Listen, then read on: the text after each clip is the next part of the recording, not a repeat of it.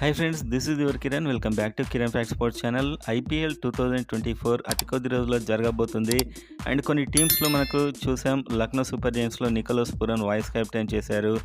And ఆ తర్వాత ఎస్ఆర్హెచ్లో కూడా బిగ్ షాకింగ్ అప్డేట్స్ అయితే ఉన్నాయి. చూసాం. ఐపీఎల్ ఫ్యాన్స్ అంతా వీడియోని లైక్ చేయండి అండ్ మీ ఫేవరెట్ టీం ఏదో కామెంట్ చేయండి అండ్ సబ్స్క్రైబ్ చేసుకోండి.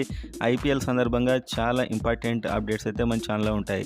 సో వీడియోలోకి వెళ్ళినట్లయితే సన్ రైజ్ హైదరాబాద్ మనకు సౌత్ ఆఫ్రికా టీ20 లీగ్లో ఐడెన్ మార్కరమ్ అక్కడ కప్ అయితే అందించాడు ఎస్ఆర్హెచ్ మేనేజ్మెంట్కి. అయినా కూడా మనకి ఇప్పుడు వస్తున్నటువంటి న్యూస్ను బట్టి సౌత్ ఆఫ్రికా టీ20 లీగ్లో గెలిచినప్పటికి కూడా సన్ రైజ్ హైదరాబాద్ తమ కెప్టెన్గా ప్యాట్ కమిన్స్ను నియమించబోతున్నట్టు కొద్దిసేపట్లో లేకపోతే కొద్ది రోజుల్లో దీనికి సంబంధించిన అఫీషియల్ అప్డేట్ రానున్నట్లు మనకైతే వార్తలు వస్తున్నాయి.